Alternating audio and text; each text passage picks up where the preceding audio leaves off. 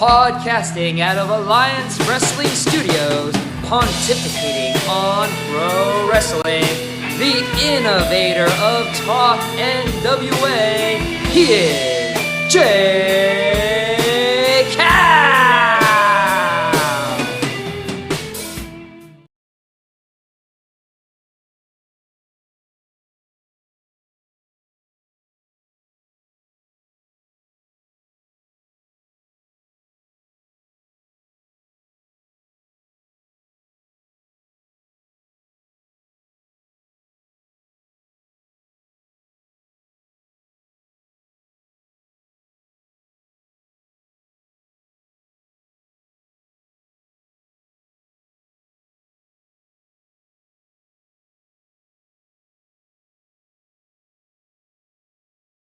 Something. Hey, we're at the pre-party. I'm your host, J. Cal. This is a presentation of Alliance-Wrestling.com, your number one source for news and information for the National Wrestling Alliance. And good God, good almighty, I don't know what the hell I'm doing.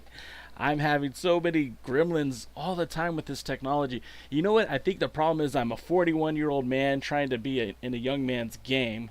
But, anyways, I've already seen a couple of you guys coming in here into the chat room. I'm happy to see you.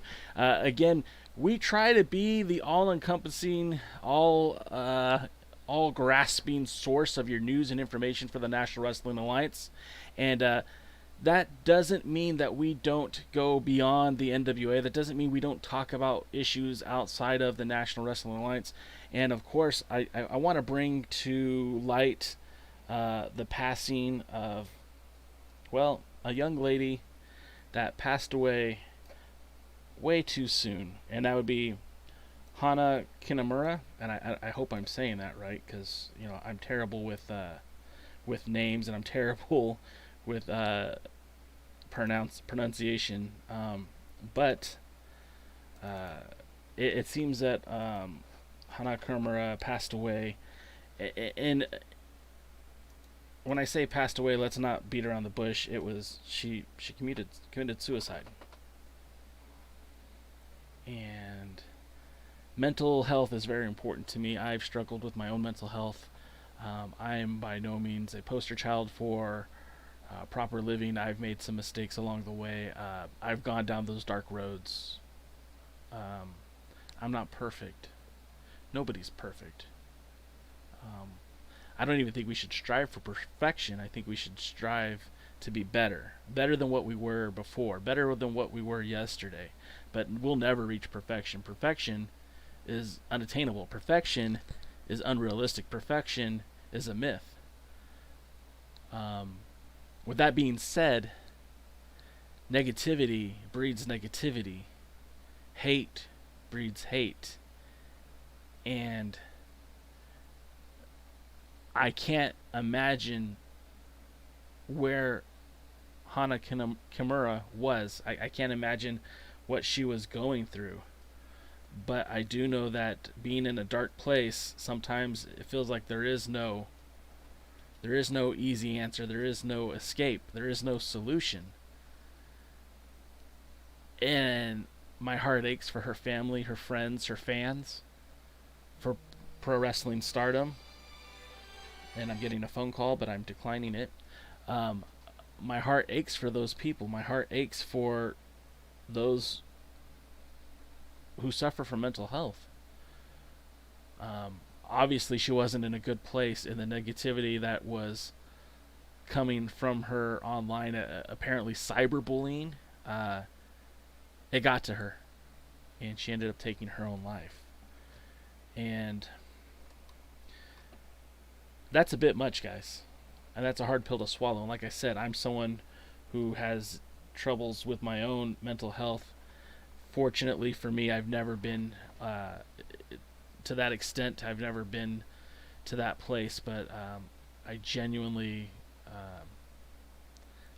feel bad for the people who know her and the people who couldn't reach her. I mean, Thunder Rosa, our women's world champion, went out specifically and said, why did it have to be her? I wish I could have reached her. And the fact of the matter is, she couldn't. She's 22 years old, guys. I mean, she was born the year I graduated high school. And it's just, gosh, I don't really know what more to say. It's an awful situation. I know there are talks of, in Japan at least, changing the way that they handle cyberbullying, changing the way that they handle such issues. But we deserve better than this, guys. I mean, wrestling's a sport that we're supposed to love. It's something that we're supposed to cherish. We are supposed to be entertained by this. Now, I get it. I get not liking a certain performer. I get not liking a certain match. But the negativity, brother, good Lord. Do me a favor. Today, hug somebody. Tell somebody you love them. Call that person you've been mad at. Tell them you forgive them. This world is unfair. This world is mean. This world is unkind. And it's up to each and every one of us to effort to change that. And if you guys buy into that, please, PMA, positive mental attitude. Doesn't mean that I'm better than you. Doesn't mean that I don't have bad days, guys. It just means that that we know that for every negative there will be hard times, but there will also be good times. And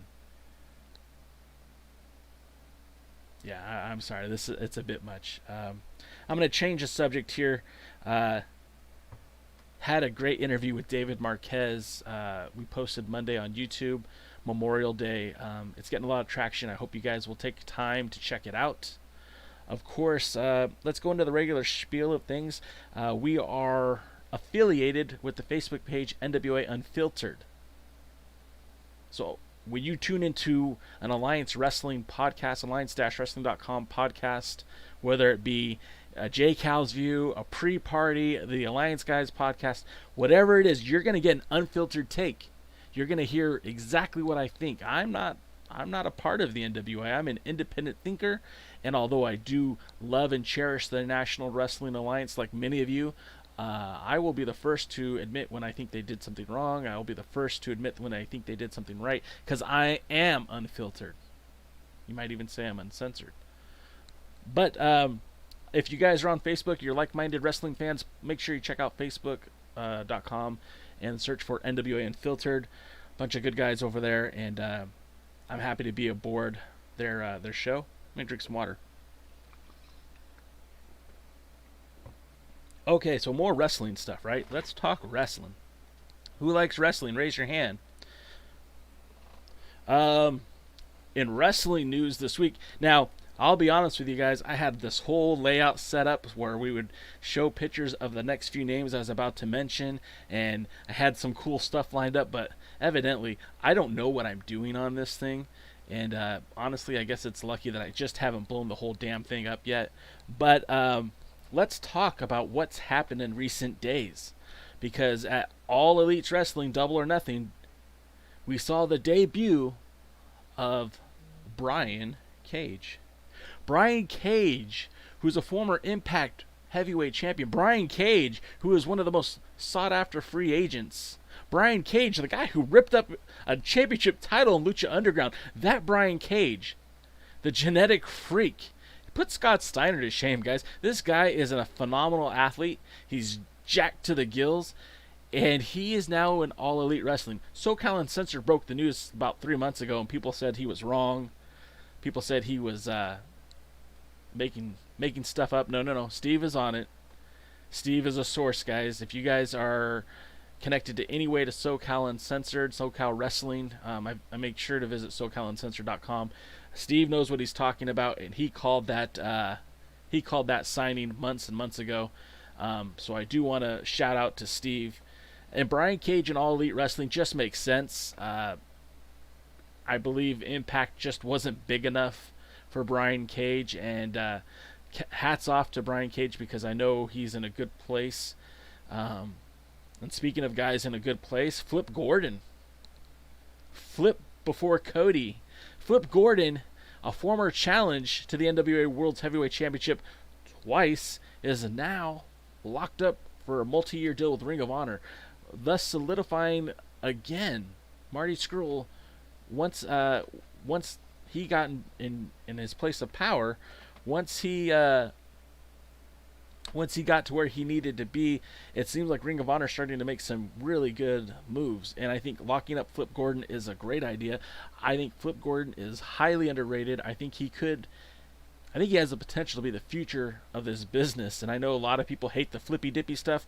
Personally, I don't hate it. I actually kind of enjoy it, and Flip Gordon is one of these guys who I think brings a lot to the table. So Flip Gordon with Ring of Honor, I think, is a smooth move. I think that's a great move for Ring of Honor. And let's not forget, Ring of Honor's victories are NWA victories, because there's a working relationship right now between the National Wrestling Alliance and Ring of Honor, Sinclair Broadcasting, and NWA POWERRR. And we see that.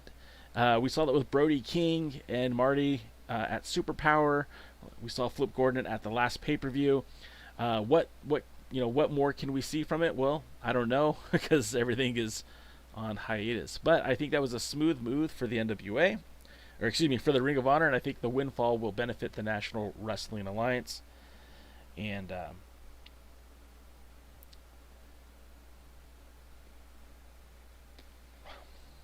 so, new signings for for Impact, new signings for Ring of Honor, or re-signings, new signings, re-signings for TNA or Impact.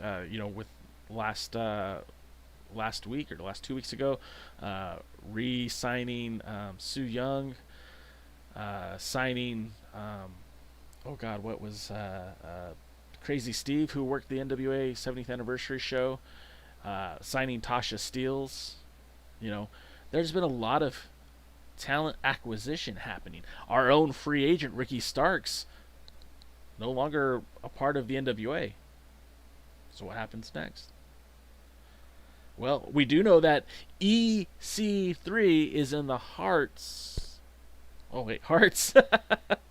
in the minds of Billy Corgan and David Lagana, as they mentioned on the Inside the NWA interview. I hope you guys are paying attention to what's going on in Carnyland, because a lot of great quality content is coming out in Carnyland. And for one, they did mention EC3. Now, EC3 is an unrestricted free agent. He was let go from the WWE. He's just waiting for that phone call, so we don't know. He might end up back in Impact Wrestling, although I think that's highly unlikely at this point. We might see EC3, goodness gracious, EC3 might end up in AEW. But can AEW really sign everybody? I mean, Alexander Hammerstone just signed a multi-year deal with MLW. Can MLW sign everybody? It seems to me, and I know the NWA is on hiatus. I know the National Wrestling Alliance isn't promoting live events at the moment. What we're getting is what we're getting. Podcasts and interviews and silly skits, and I'm fine with that. But the wrestling has stopped. But other people are still acquiring talent. Now, we don't hear about the NWA acquiring talent, but could they be acquiring talent? Could they be signing people that we don't know about? I mean, for every Ricky Starks that leaves, there's got to be somebody to fill that void. And let's be honest, if you look at the roster, very few people compete with Nick Aldis. Very few people can compete with Eli Drake. But EC3, Ethan Carter III, on that roster, WWE had no idea what they had in EC3. Hell, Impact really didn't know what they had in EC3. Could we see EC3 show up in the National Wrestling Alliance? Could we see EC3 joining that roster? Think of the possibilities. 10 pounds of gold. You've got the National Treasure. Right? I mean, he's got Marty Scurll on his back. We've heard more than once that James Storms wants a shot at that title. We know that Eli Drake wants a shot at that title. Could they handle EC3? Hey guys, I just like saying that name, EC3 in the NWA. It just makes all the sense in the world to me. there are very few people who make our world's heavyweight champion look diminutive. And I don't mean that in a negative. I mean, the guy is huge, but EC3 is huger? I don't know. I kind of get excited about that idea. And, this is just speculation, guys. I don't know. I'm not running the National Wrestling Alliance, so I really don't know what's going to happen next. But when you have your president and your head of creative, and there goes the camera because I haven't figured that out yet. I don't know. It just makes sense to me. So we'll see what happens. Of course. As some of your comments, I'm going to go to Instagram first. Kerouac says, I think they will have some surprises when they return for sure, but the momentum has fully stopped. Makes me sad. They were finally gaining momentum after the Cornette disaster. I love the NWA, so they aren't losing me, but a lot of my friends seem to have forgotten about it, even people I went to with Into the Fire with. I mean, that's a great point. The NWA has lost a ton of steam, and as the country is starting to reopen, Atlanta, GA being one of those places, the NWA is still committed to the safety of its employees, the safety of its workers, the safety of its fans, and I don't want to say that that's a bad thing, but it's certainly, it's going to cost you something to stick to your morals, right? The WWE has still ran their show without hesitation. AEW, same thing, still running their show. Okay, the NWA has taken a stand that they're going to only return when it's safe, and hopefully that's sooner than later. But what is it costing them? So more of your comments here on YouTube. Again, guys, this is the pre-party with J-Cow. Yeah, baby. And I'm just glad that you guys are here. We weren't recording on Anchor, so the podcast on there is going to be a little bit different. But nevertheless, more of your comments. Stinson, my good friend Dr. Robert Stinson, says that wished me a good afternoon. And Dr. Robert, if you're still here, I wish you a good afternoon as well. He liked our the way we started the show with a tribute to Hana Kimura. And I mean, it needs to happen. I think people need to look at this tragedy and try to find the positives from it. With all tragedies, I always try to look for the positives. What happened? What can we learn from this? And I think ultimately, cyberbullying has to stop. It just has to. We've got Chris says, would you be okay with the NWA adding the colognes? Sorry, I don't have my glasses on. The colognes. Absolutely. The colognes, hell yes. Of course I'd be okay with the colognes. Well, yes. Yes. Why are we debating this? Bring him in now. I mean, when we get TV back, bring him in. The NWA podcast is here. My friends at the NWA podcast, welcome. I love you guys. I really appreciate our back and forth. And, Hey, guys. And they agree with me. They want EC3 in the NWA, and there's a reason why we get along, guys. Chris Drummond says, I think Eric Young could be an asset to the NWA behind the scenes. Absolutely. Eric Young isn't he's not wet behind the ears anymore. He spent many, many years, lean years in TNA Impact, and has certainly only gotten better throughout that time. And I mean, working behind the scenes, in front of the camera, behind the camera, in production, and everything else, there's definitely value with Eric Young. That goes without saying. Love what he's doing on his own. Yeah, and the thing about EC3, and I didn't really talk about it because I know the first rule of Fight Club is you don't talk about it, but does anyone get a Tyler Durden vibe? Right? Your homework assignment is to be kind. Hell yes. Give me more of that, please. Where was this EC3? Oh, wait. There's only so much you can do in the World Wrestling Entertainment. Chris Drummond says Eric Rowan is the Monster Hill in the NWA works too. Oh, excuse me, Eric Rowan as the Monster Hill in the NWA works too. Absolutely. And that's the thing that separates the National Wrestling Alliance from most of your indies, is that there aren't a lot of small guys. Now, we all talk about the NWA, and I know lots of you wish the NWA would bring Barrett Brown back and reintroduce the World's Junior Heavyweight Championship and, give guys like Caleb Conley a reason to be in the NWA, and Ricky Starks could be your next World Junior Heavyweight Champion, all that great stuff. And I'm not against that. But I think what differentiates the NWA from everyone else is that there's genuine heavyweights on that roster. I mean, let's look at it, right? Thomas Latimer, Trevor Murdoch, excuse me. Of course, our treasure, the world's heavyweight champion, Nick Aldis. Does that ring a bell? Also, I mean, question mark, he's not a junior heavyweight. Our national third-degree Mongrovian world national champion, Aaron Stevens. Zicky Dice isn't a junior heavyweight.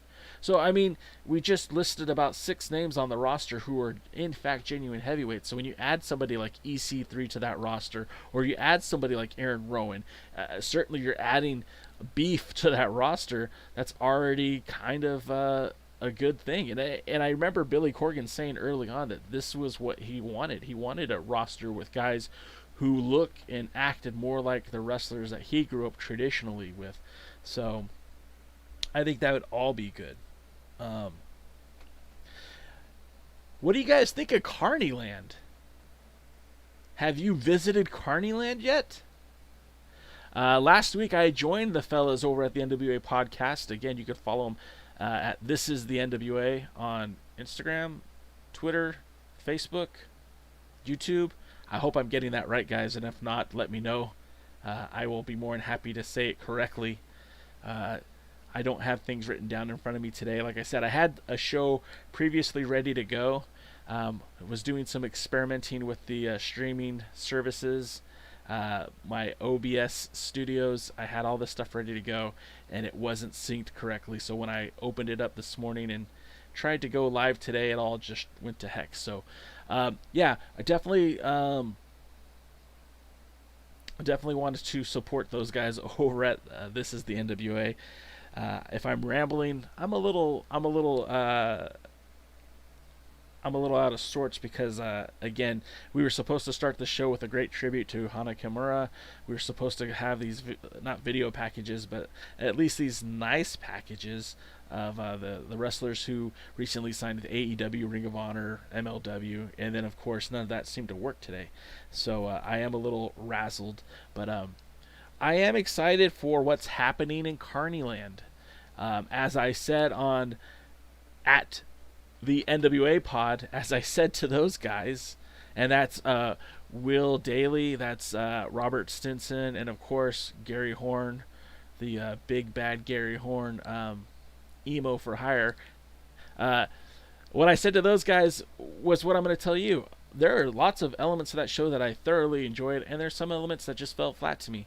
I definitely am interested to see what happens, where it's going to go next, and there's some things that I just hope they don't bring back. I really thought the behind-the-scenes look at Promo 101 class from Allison Kay, the former women's champion, the promo by Eddie Kingston at the beginning, the Carney Chris story that our world champion gave us. I mean, there was a lot of good to this show. Some of this stuff, like I said, fell flat, didn't really hit with me, but that's okay. It's not meant just for one person. It's meant for a large audience. And of course, if you are excited about Carnyland, they do have a Patreon. I don't have the link available because, of course, like I said, stuff crashed on me today. But I highly recommend checking that out. It's highly sought after, was what the word I was looking for. And again, have you been checking out the offerings outside of Carnyland? Because, I mean, they are now offering programming 5 days a week on the NWA YouTube channel, which I think is terrific. And I also use this analogy on the NWA podcast. This is the NWA podcast. Essentially, it's kind of like Star Wars when you were a kid. And it doesn't matter what era you grew up with, unless you're growing up now. When you were a kid, there wasn't enough Star Wars. I was born in 1978. I remember seeing Star Wars not at home, or not in the theater, but at home on a VHS tape. I remember watching Return of the Jedi about 16 times, thanks Blockbuster. And of course, who could forget weekends, Memorial Day weekend, Labor Day weekend. You'd tune into USA and it would just be a marathon of the Star Wars movies. These were all wonderful times for me, and growing up as a kid, you always wanted more. Now, we got the toys were great. We got the video games. I was a little bit older at that time, but we had video games, and all this was great. But it wasn't until now where, we were getting a movie just about every other year, where there's cartoons, right? There's still more toys, more video games, so much Star Wars stuff that some people are just complaining that there's too much. That's crazy. What are you complaining about? The NWA, likewise, we got these 10 pounds of gold that just happened to drop whenever they could, whenever they were finished, whenever there was something to watch. And that was all good and fine. But eventually that led to us not having enough NWA content. We were hungry. We wanted more. And there just wasn't enough to go around. And then we got Power into the Fire. Sorry, I won't do that ever again. And we would get that so frequently that we got used to it. Every Tuesday, 6:05 Eastern, 3:05 Pacific, and we would watch the NWA religiously. I made one trip to Atlanta, but I know some of you guys made multiple trips to Atlanta to see these TV tapings, and it was great. We finally had the NWA in our house. We were able to watch the NWA on a weekly basis. Things are starting to look like they used to be.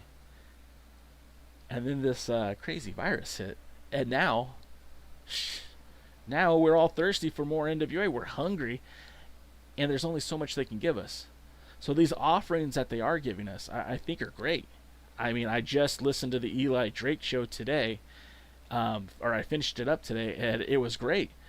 It's exactly what I expected. It was Eli Drake talking about his experiences, talking about his life, trying to be funny. Some of those things hit, some of them didn't, but overall, I would definitely watch the next episode of Eli Drake. The Champ put out his What's Causing All This. I watched a big chunk of that, and he was talking again about his venturing into the world of professional wrestling with Thomas Latimer and Crimson.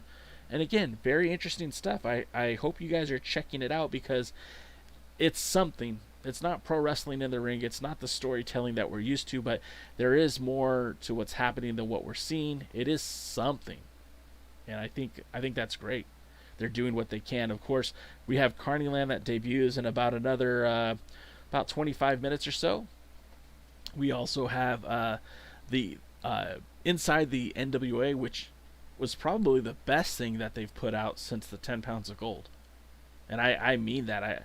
Hearing Billy Corgan talk about which wrestlers he chose to bring in. I'm talking about Ken Anderson. We found out the real reason why Ken Anderson hasn't appeared on TV since he attacked Colt Cabana. We found out why Scott Steiner was brought into the NWA, why we haven't seen Scott Steiner since. I think this is all really cool stuff, and I think ultimately this stuff needs to happen more and more. And personally, I'm happy that the NWA is offering these programs, because I think it's really important to try to keep the fan base active. And to Kerouac's point, who's watching on Instagram Live, the NWA is losing momentum, has lost momentum. So it's anything they can do right now to kind of carry that ball going forward. And I for one agree with Eli Drake. I don't think empty arena matches fit the narrative for the National Wrestling Alliance. I think they should take their time when it comes to putting matches out in the ring. But I gotta be honest, man. I'm missing the wrestling that we used to get every Tuesdays at 6:05. And although this is something, it's not power, and that's what I want. It's more power. So more of your comments.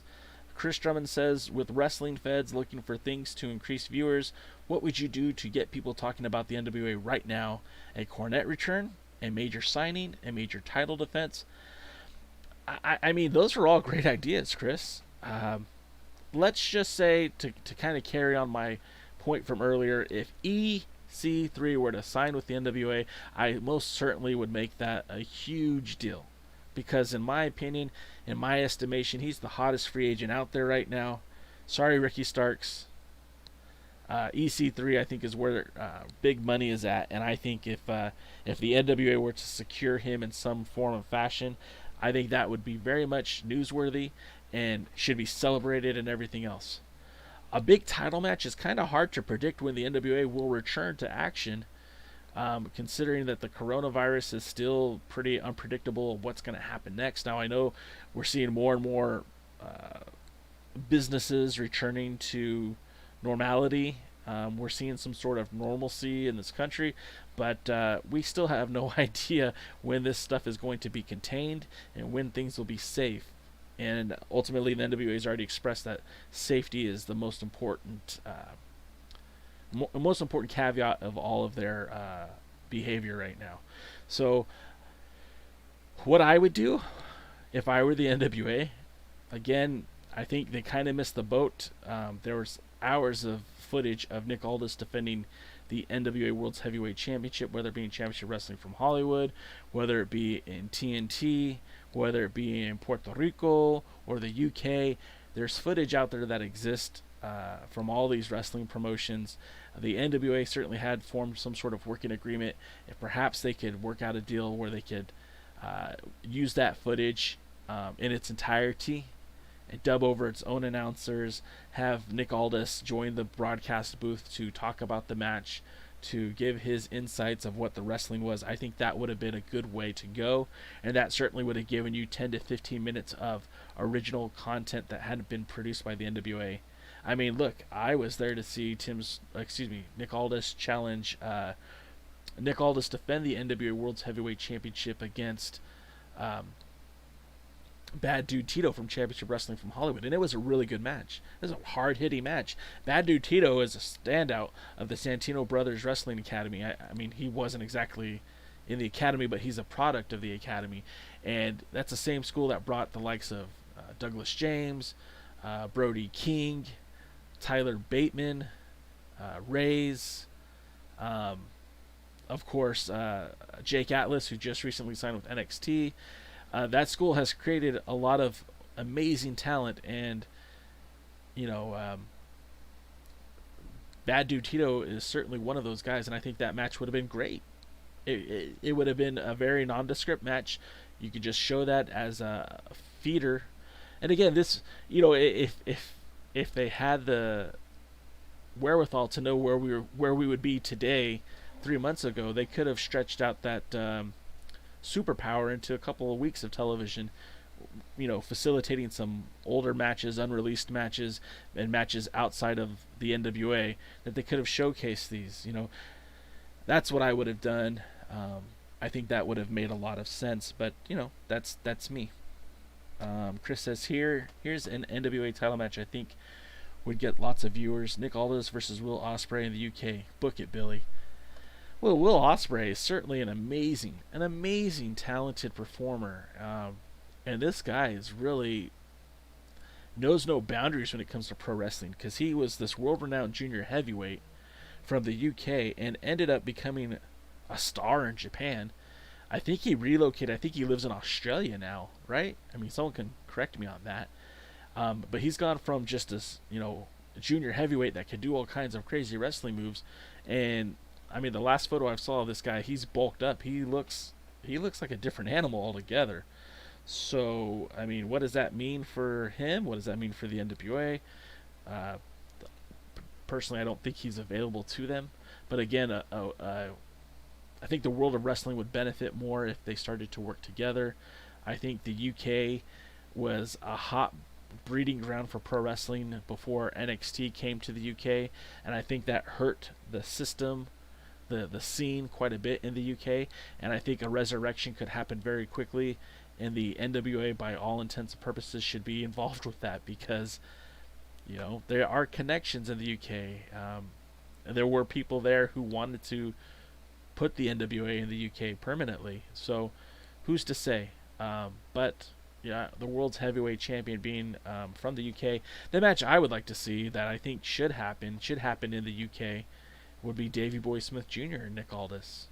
And I've said it since the day I thought of it, since I think I stole that idea from somebody else. But Nick Aldis, the most celebrated modern day NWA World's Heavyweight Champion, defending against the prodigal son of the UK, Davey Boy Smith Jr.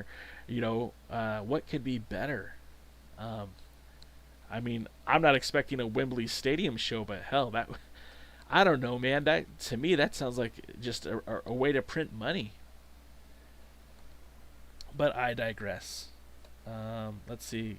I really appreciate Big Chris Dog doing a lot of talking here. He's carrying a lot of the weight of the show. He says, here's Japan.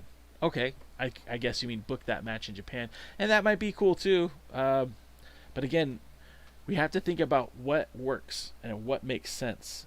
And New Japan Pro Wrestling has had history with the NWA. Again, if you guys listen to that David Marquez interview, New Japan Pro Wrestling almost bought the NWA. That's legit. That's a shoot, brother.